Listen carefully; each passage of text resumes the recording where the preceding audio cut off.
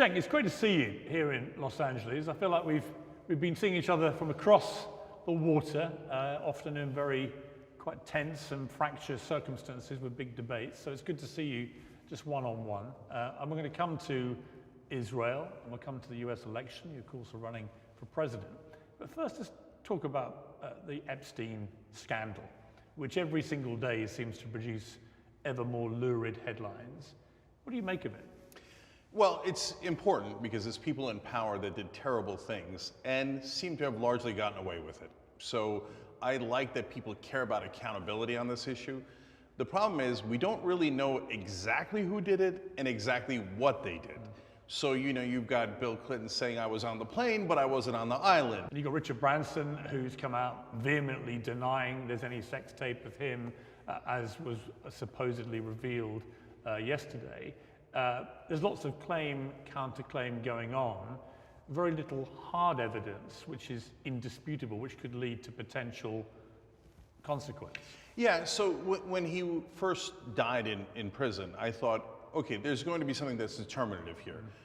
Did the video in the hallway in the prison work or did it not work? If it worked and we see that no one went into his cell, okay, then it's a suicide. I'm not particularly fond of conspiracy theories, etc. But if it didn't work, okay, well then that's a totally different issue. And as it turns out, oh golly gee, the guards were off and the video didn't work. Well, that leads you to many other speculation by nature of this beast, right?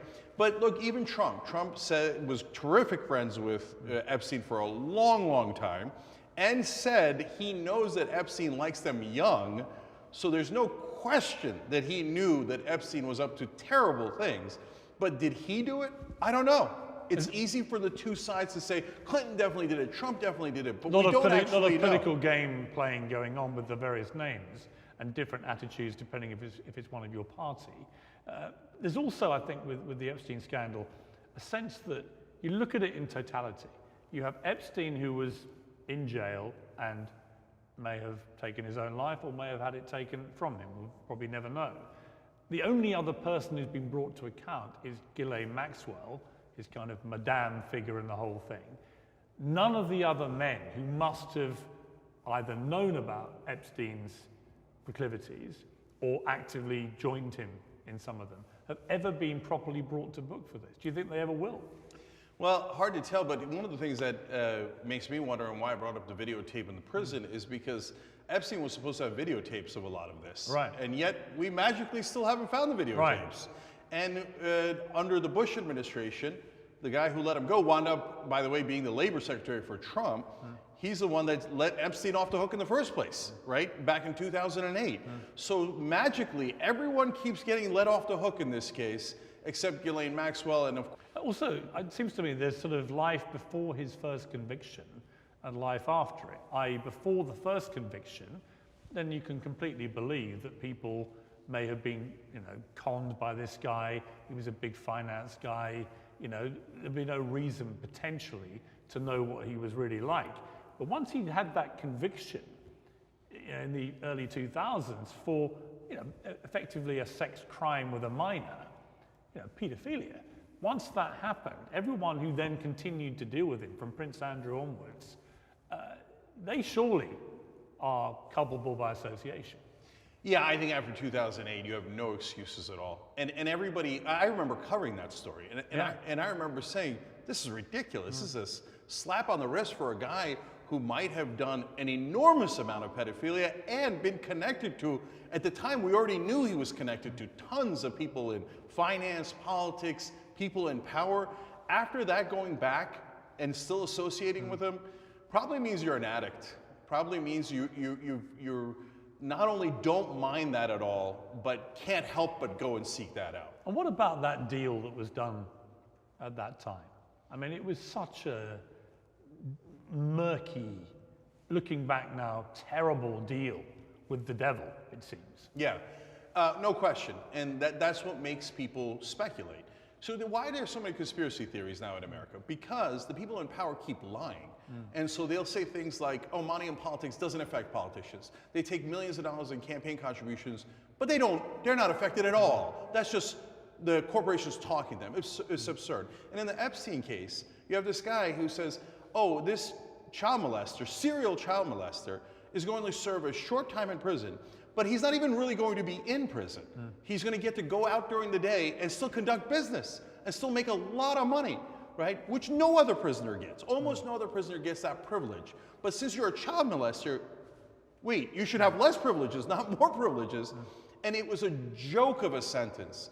And at that moment, everyone knew that the people in power, we didn't know who exactly and why exactly, but we knew that someone was putting their thumb on the scale saying, do not prosecute this guy. And remember, that was under a Republican administration, and a guy who was the prosecutor there was rewarded later by Trump and given a cabinet position. Will it have any bearing on the election this year? Probably not, because people on both sides are implicated. And of course, they're treated differently, right? The Republicans think it's only Democrats because they have a mind freeze on anything that involves Trump. Even though Trump says, I was great friends with him, he's a terrific guy, he said back in the day, and I knew that he likes them young, right? They're like, nope, I don't hear it, I'm MAGA, my brain is frozen, I don't listen to anything that's anti-Trump ever. And the Democrats, they're terrible at politics anyway, they're not going to be able to put it on Trump. There's 1,000 things on Trump and nothing ever sticks. Let's come to the election. You're running for president. I mean, do you genuinely have any belief you could win? What is your real purpose for running? Yeah, so I have 3 missions. So let me tell you the first one, which is Joe Biden's going to lose, and I need to push him out. He's at 33% right now. No one has ever recovered from being that low as an incumbent for any federal office, let alone president. He's down 14 points with independents. He's down 4 points with younger voters. He's down 5 points with Latinos. It is a disaster for Joe Biden. And right now, if we don't get him out, we are definitely going to lose to Donald Trump. He's losing every single swing state. We have to act now to get new candidates in. It is the Democratic Party basically saying, we don't mind losing. We're okay with it. Trump's going to take away democracy. That's okay. And that's mission number 1. He would say, I beat him last time. Yeah, I would say you were 19 points higher last time. It is an insane proposition to say that time has frozen and 4 years ago is the same as today. It's like any football team, whether it's a European football or American football, saying, hey, I was great 4 years ago, so I'm the only one that could beat the top team now. It makes no sense. He's down 24 points. Actually, he's down way more from his height. He's down 14 points with independents. He's down to 33% approval rating. Look, Piers, I can give you 100 stats, but the bottom line is no one with an approval rating this low has ever won for any federal office when they were this far down in an election season. That means Joe Biden would have to pull off literally the greatest political comeback in American history. Does anyone in their right mind think he's capable of that? There's no way he can do it. So that's the number 1 reason I'm in, but there are 2 others. What are the other 2? So number 2, I'm a naturalized citizen, and there is this mythology that you have to be natural born to run in America. It is not at all true. It has been amended by the 14th Amendment that says all persons born or naturalized have due process and equal protection. And we're going to the courts, and in fact, we have a hearing on Wednesday in district court in South Carolina, and we're going to prove that this was already amended out of the Constitution. So you want to make history? Definitely. And the third reason? And the third reason is to win. So now you say, well, it's a long shot. I agree it's a long shot. So where's the angle for possible victory here? Well, you win the case in the courts, and people think, well, that's miracle number 1. He was supposed to not even have a chance. He was supposed to not be eligible. But it turns out we were wrong and he was right. And he did something that no one thought was possible. Now I'm in the race officially and legitimately according to everyone, right? I'm already in according to our argument. And then they turn around and start polling me. Well, I know one-on-one. We did a poll already with YouGov, legitimate poll that everybody else uses. One-on-one versus Biden, I'm at 17 points.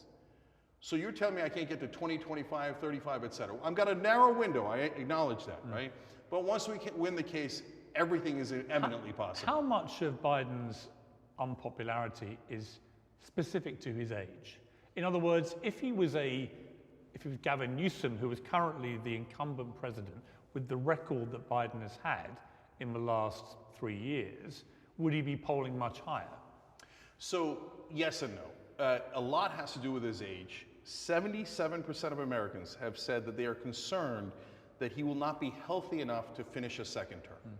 Now think about that number. That is over 3/4 of Americans saying, he's too old, please don't run him. We're worried he's not going Including to a make vast it. majority of Democrats. Including a huge percentage of Democrats. It is political malpractice to run Biden when over 3/4 of the country says, I'm sorry, but he's too old. But is that the fact? In other words, if you judged him purely on his record, which is what his defenders say, he's actually done a pretty good job. Do you buy into that? No. So that leads to the second issue. Age is definitely an issue whether we like it or not. And it's not just that he's old, it's that he looks and acts old. You see Bernie Sanders, you see Donald Trump, and they look energetic. I know people a lot older than Joe Biden who are completely whip smart. It's not his actual age. Mick Jagger is a few months difference in age and still does 2.5-hour shows every night, right? I mean, this idea that it's just because he's 81 or whatever it is, that's for the birds. It's actually, clearly, he is disintegrating. I mean, to be brutal. I mean, look, yes, but here's the thing. Democrats get really upset when you say that, but it's not going to go away. It doesn't mean it's not happening. Yes, and when you ask any real person in America that is not involved in politics, what do you think of Joe Biden?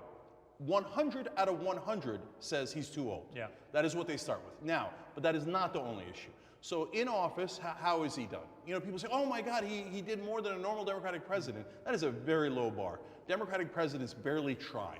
So did he do most of his agenda? No. 85% of his agenda is dead, and there's no dispute over that. The media says, oh my God, he did 15% of his agenda. What an American hero. I don't find that to be heroic at all. He said he'd do the public option. He didn't even propose it. He said that he would do a $15 minimum wage. He threw it under the bus in the very first interview that he did. He never intended it. Paid family leave, Piers, polls at 84% in America. What kind of politician are you if you can't get a bill passed that polls at 84%? That's 74% among Republicans. If you can't get that passed, honestly, you suck at politics. Let's talk about his potential opponent. If it ends up being a Biden-Trump rematch, Biden's belief, from what I hear, is that he beat him before and he can beat him again because the anti-Trump vote will come out, and he may have a point. But it's incredible to people outside of America that Donald Trump, who lost last time, has been pretty much a consistent loser in the electoral process since 2016, both in the midterms, the general elections, Senate, and so on. That he's now facing nearly 100 criminal charges, and yet all that has done is fuel him and make him more popular, allow him to play the victim and see his poll numbers go up. What does that say about America and your political system? No, it says something really important that media almost never talks about. To give you full context, in one of the latest polls, Trump is up by 8 against Biden. And remember, the Democratic candidate must win the popular vote by 5 points. If not, they lose the Electoral College. Biden won by 4.5 and nearly lost. Only 44,000 votes in swing states made the difference. So you have to win by 5. That means Biden is down by 13 to Donald Trump, who is otherwise an enormously unpopular candidate. My God, if he was up against a popular candidate, he'd get landslided. He might get Walter Mondale and lose 49 states. But is one of the reasons that Trump is proving so not just durable, but potentially going back to the White House, that the Democrats, the liberal world, for want of a better phrase, has overplayed its hand. And the reason I say that, I remember in 2016, the very next day after that election win, I was in New York, went to see the New York Knicks with my eldest son. And Chris Rock, the comedian, was at the next table in this area we're in. And we got talking about the election. And he said, you know the problem? He said, if someone like Trump kills 10 people, don't go around saying he's killed 11. I thought it was such a smart take on it. In other words, we would say in England, don't over-egg the souffle. Yeah. Don't exaggerate when you have someone like Trump, because it allows him to say, look at these people. They've lost their minds. They're saying this when it's not true, when in fact there may be a good kernel of truth to go at him about. Has the liberal world overplayed through its demonic hatred of Trump? Has it overplayed its hand and helped him? Yes and no. So Donald Trump deserves almost all the criticism that he gets, and he breaks so many laws that he floods the zone. And then you don't know what to respond to because he says something maniacal here, he broke that law there, he's a lifelong criminal, etc. But the number one issue is the one that the media doesn't talk about, which is he's anti-establishment.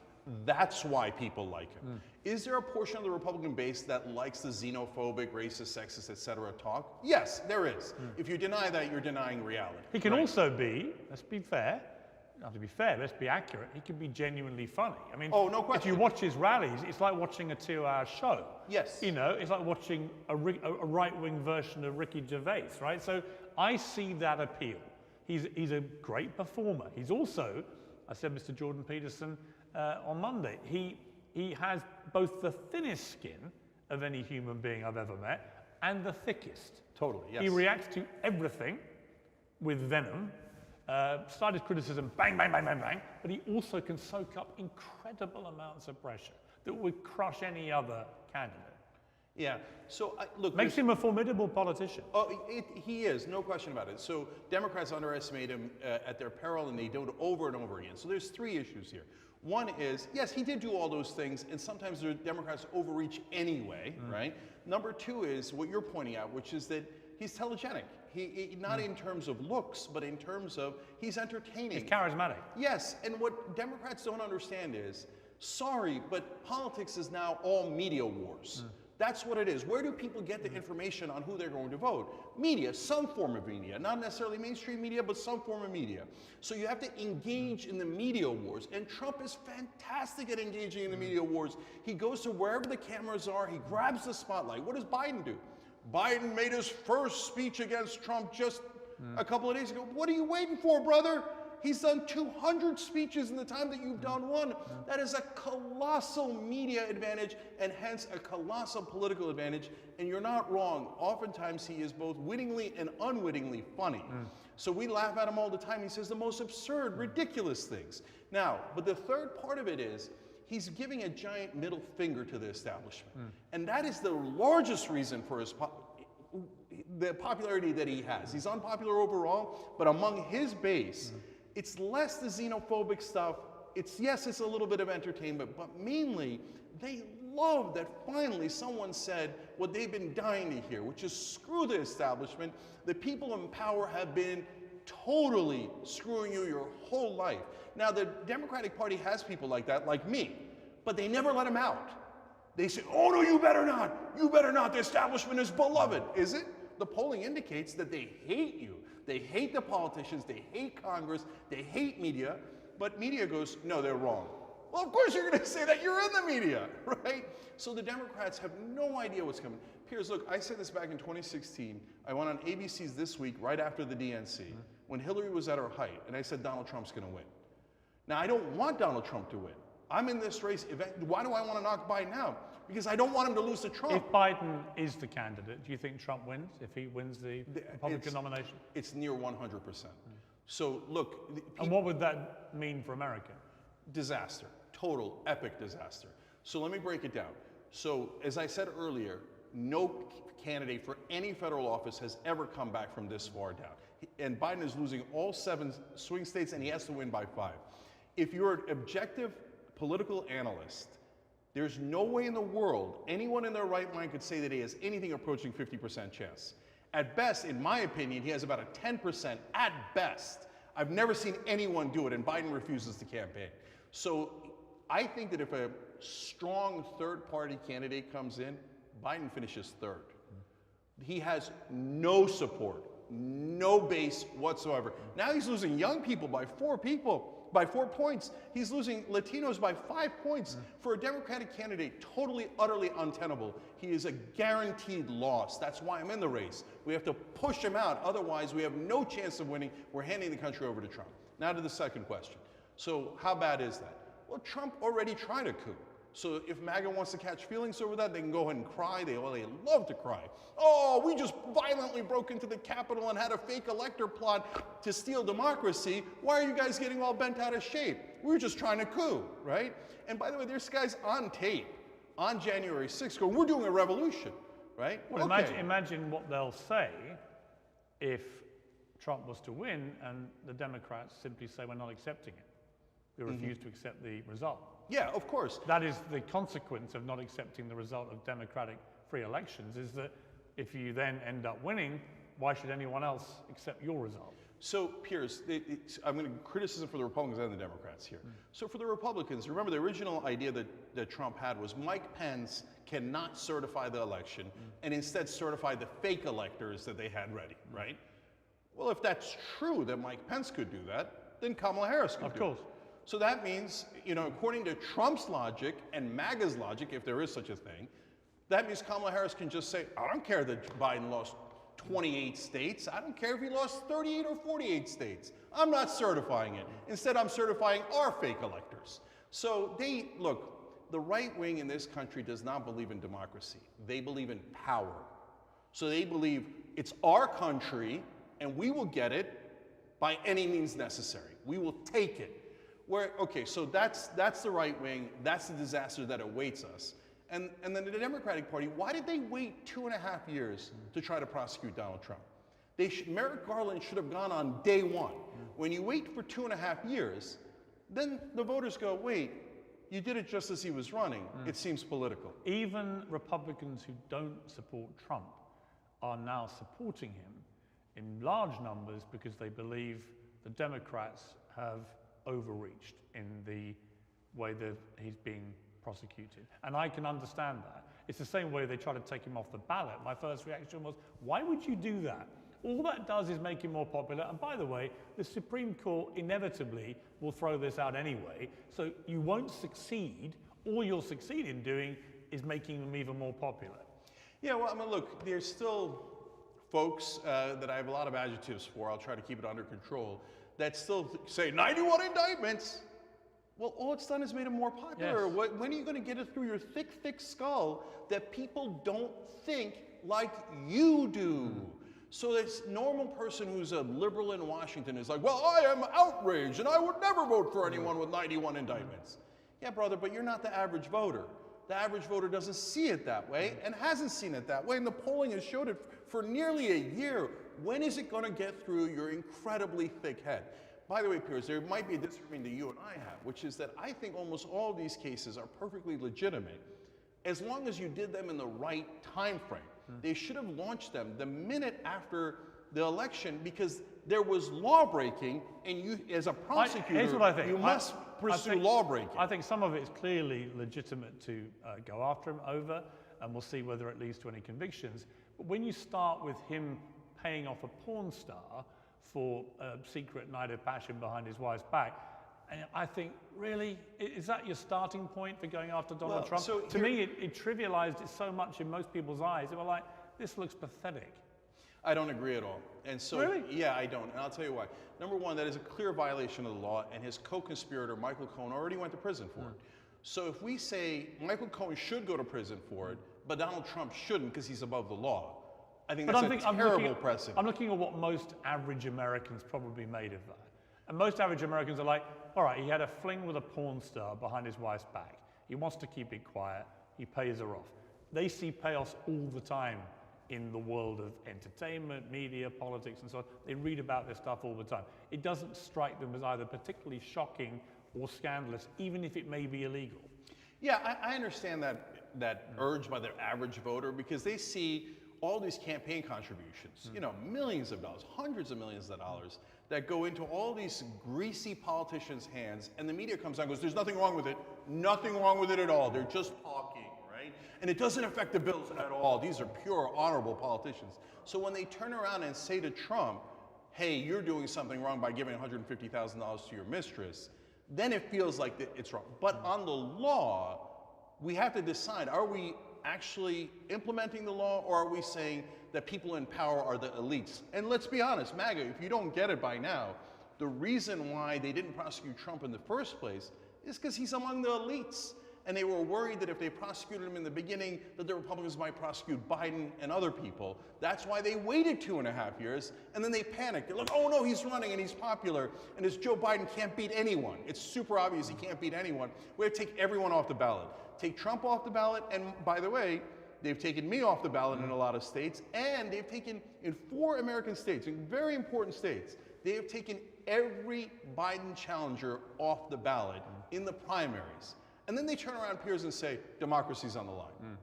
Well, if when actually democracy's they're on the trying to- line, they're you've trying got to- a funny way of showing Yeah, it. you don't fight democracy on the line by thwarting democracy. Exactly.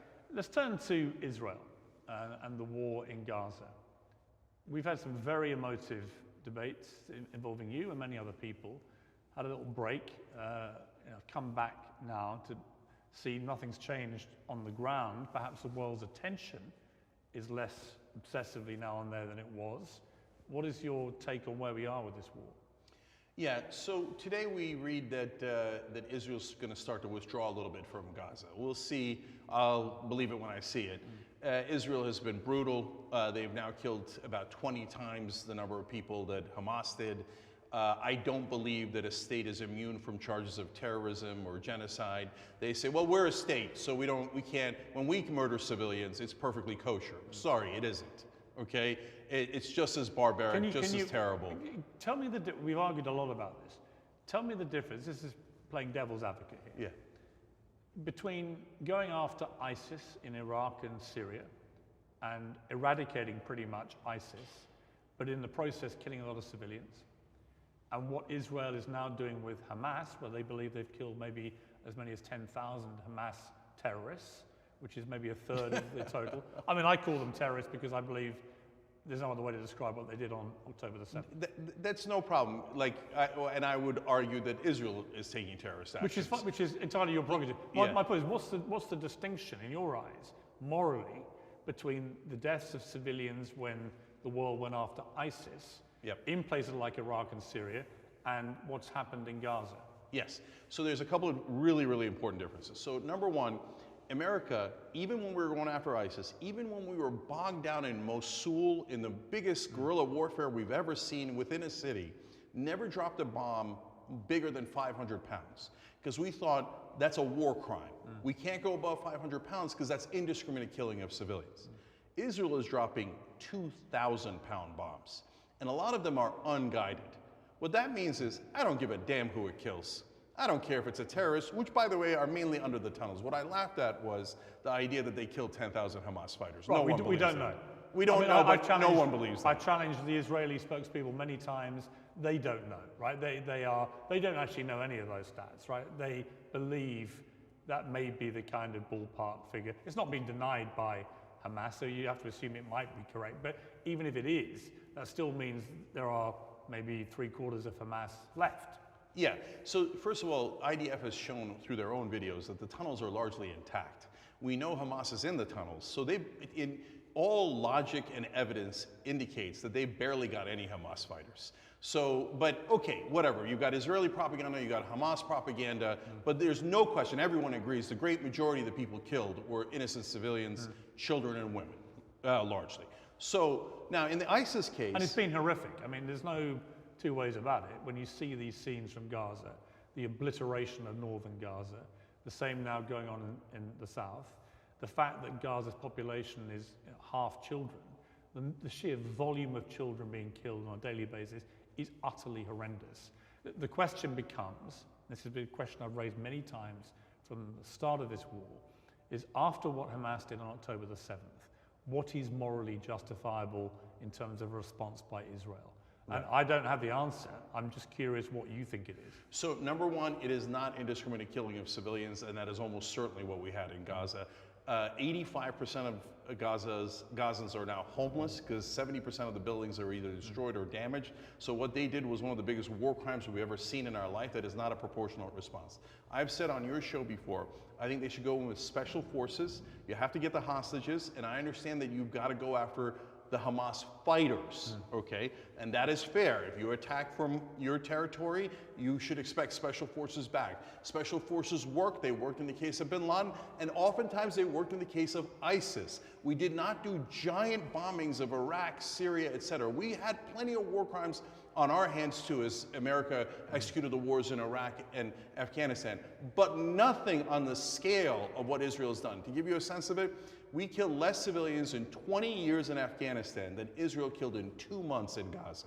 So they dropped 29,000 bombs in a city the size of Las Vegas. The sheer terror of that is indescribable. So you send in special forces, you do something. But most importantly, this goes to your question about how is it different than ISIS and how to resolve it. ISIS doesn't represent anyone. ISIS doesn't represent an ethnic group. They claim they represent a religious group, but they're radicals and they don't represent Muslims at all in general, right? But Hamas is fighting a war because of the occupation. And the occupation of the Palestinians is untenable. So every day that you have an occupation, you're going to have a resistance. And it's undeniable that there's been an occupation. Yeah.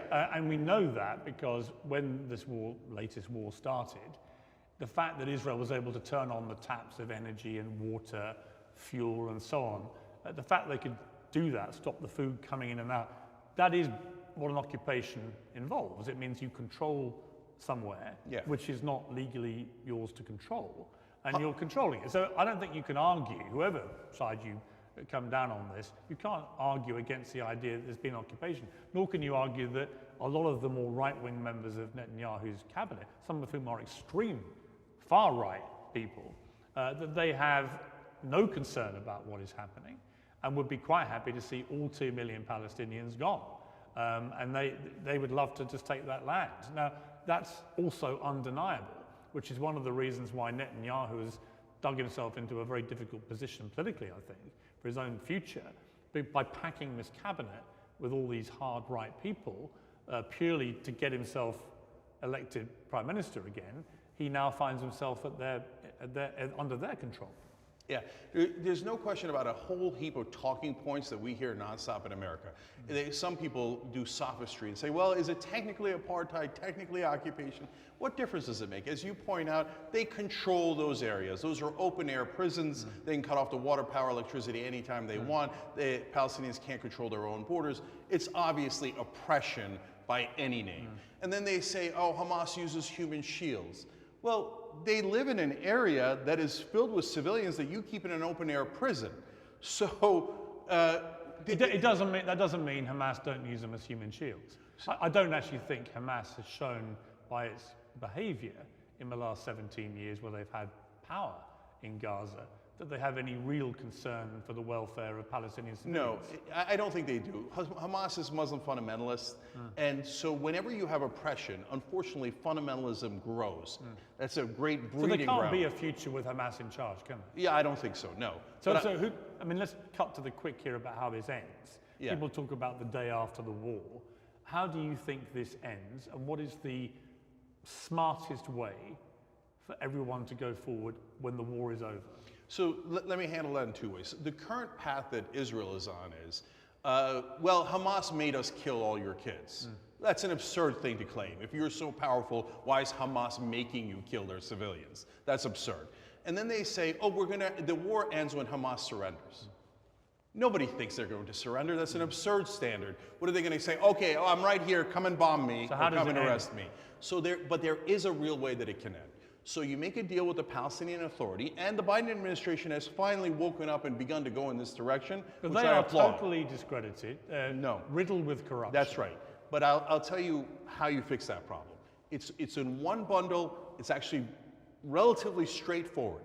You take the Palestinian Authority, which you are right, is reputationally damaged, not just in Israel, but more importantly with the Palestinians for collaborating with Israel for all this time for the occupation. You make a peace deal with them. You do the two-state solution now, right now. Not 20 years from now, not after 50 years more of occupation. You do it now, and you do it with the Palestinian Authority. That then buys them the credibility to be able to go and control Gaza.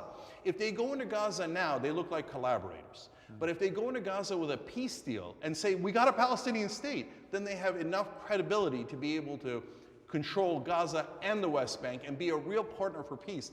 Piers, you know that isn't the real problem. Abbas would probably do that deal in a minute. That's a lifeline for him, and he gets to be a hero. Netanyahu says, I don't want the deal. He said, I'm so proud that I blocked the Palestinian state, and I'm going to keep on blocking it. So there is one person totally responsible for the carnage, Benjamin Netanyahu. I mean, I would say Hamas is also responsible. I would say that Netanyahu is very damaged. He may not survive this himself.